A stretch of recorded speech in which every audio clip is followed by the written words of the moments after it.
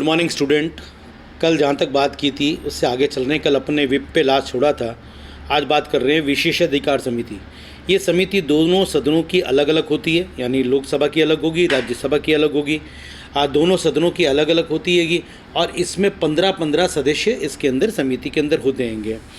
अगर कोई सदस्य सदन की अवमानना करता है तो उस पर यह कमेटी विचार करती है और उसी की रिपोर्ट पर सदन उसके विरुद्ध कार्रवाई करता है। इस प्रकार की स्थिति है। जैसे कि उदाहरण के लिए दिसंबर 98 के अंदर जब इंदिरा गांधी को लोकसभा से बहिष्कृत कर दिया गया था, तो वो इस कमेटी के सुझाव पर ही किया गया था। ये इसी कमेटी के आधार, क्योंकि उन्होंने लोकसभा का अपमान किया था और झूठे वक्तव्य दिए थे, ऐसा कहा जाता हैगा। वास्तविक रूप से क्या था ये मुझे नहीं पता। आंकलन समिति ये केवल लोकसभा में होती है। आंकलन समिति ये केवल लोकसभा में होती है।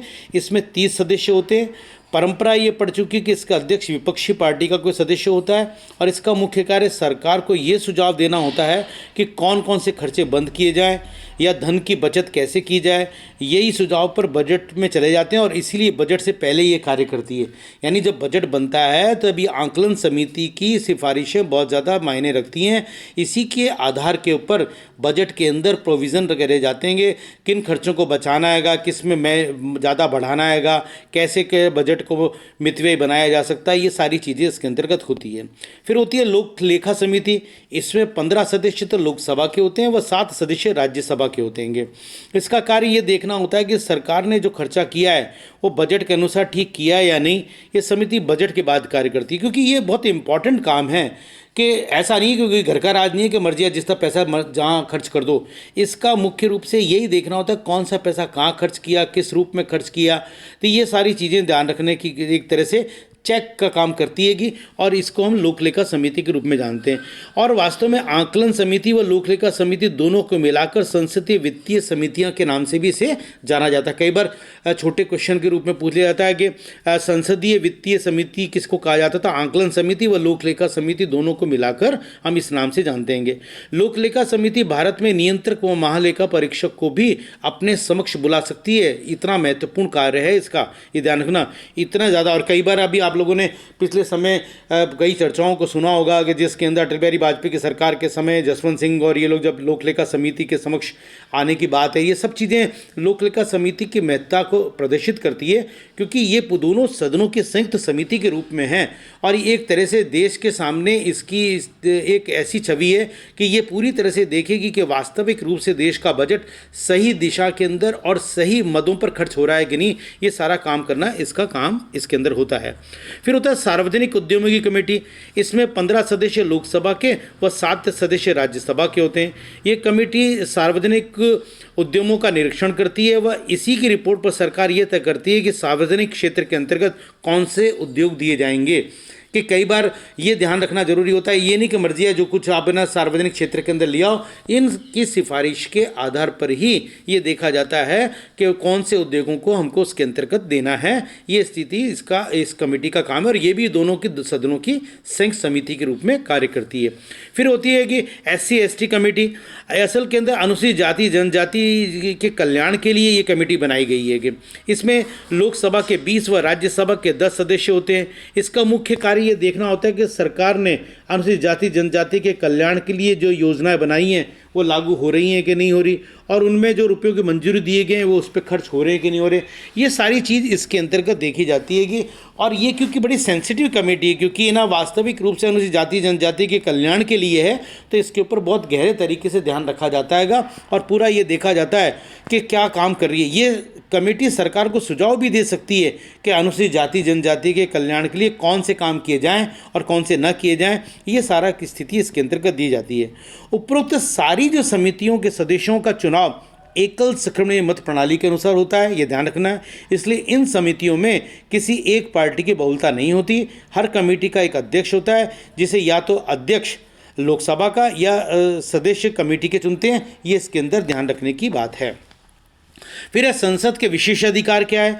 मूल संविधान के अनुच्छेद 105 में लिखा गया है कि भारतीय सांसदों को वही विशेषाधिकार प्राप्त होंगे जो ब्रिटिश सांसदों को प्राप्त थे। ये ऐसे तो मुझे ये बड़ी अजीब सी मानसिकता लगती है कि जहाँ पर हम उपनिवेशवादी मानसिकता से घिरे हुए हैं कि हम क्यों नहीं अपने लेवल के ऊपर हम चीज़ों को लेके आते हैं, हम क्यों ब्रिटिश सांसदों की बात इसके अंतर्गत करने की बात करते हैं। लेकिन जो है वो मैं आपके सामने प्रस्तुत कर रहा हूँ।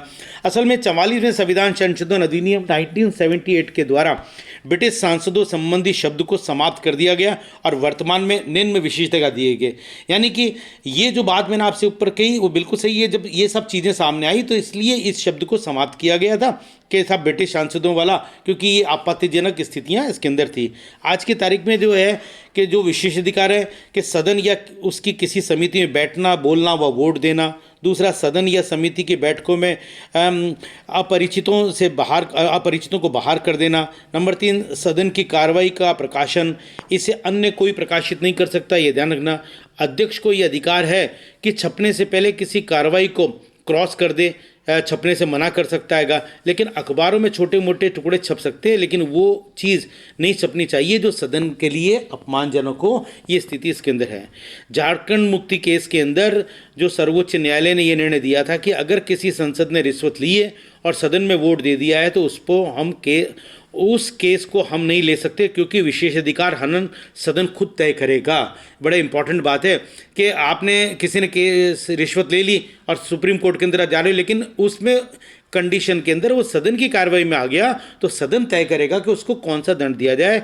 उससे दंड सदन को देना है या न्यायालय को ये भी तय करने का अधिकार सदन को दे दिया गया है। अगर विशेषाधिकार हनन होता है तो ये केस विशेषाधिकार हनन कमेटी चलाएगी। वो कमेटी उस व्यक्ति को सदन में 3 प्रकार से सजा दे सकती है। मौखिक रूप से ताड़ना दे सकती है, उसको लिखित रूप से ताड़ना दे सकती है, कैद दे सकती है जब तक कि सत्र चलेगा। ये एक तरह से ऐसी स्थिति है जिसे विशेषाधिकार हनन के केस में, इसीलिए हम कहते हैं कि याचिका नहीं लगाई जा सकती। ये स्थिति इसके अंतर्गत है। 2 चीज़ और ध्यान में रखने की मैं आपको यहाँ पर बता रहा हूँ। एक आता है सत्र स्थगित करना, कि अध्यक्ष महोदय किसी भी समय सत्र को सदन की बैठक को स्थगित कर सकते हैं और बैठक स्थगित हुई तो थोड़े समय पश्चात उसे फिर शुरू कर सकते हैं। राष्ट्रपति का ये काम नहीं है, वो तो सिर्फ सत्र बुलाते हैं और जब कार्रवाई पूरी हो जाती है तो अध्यक्ष कह देते हैं कि अनिश्चित काल के लिए स्थगन, वो उसकी सूचना राष्ट्रपति को भेज देते हैं। तब राष्ट्रपति सत्र समापन की अधिसूचना जारी कर सकता है। सत्र समापन सिर्फ राष्ट्रपति के क्षेत्राधिकार के अंदर आता है। स्थगन जो है वो स्पीकर के अधिकार के अंतर्गत आता है। ये स्पष्ट रूप से इसमें ध्यान रखिए। एक चीज़ और, अध्यादेश किसको कहते हैं?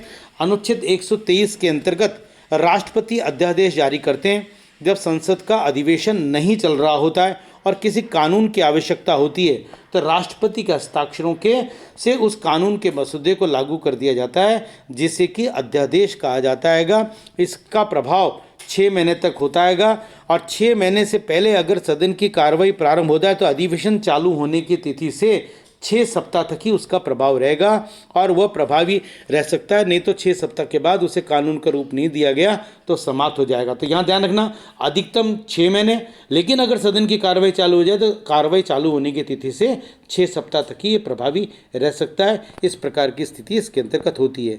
आज यहाँ तक, बाकी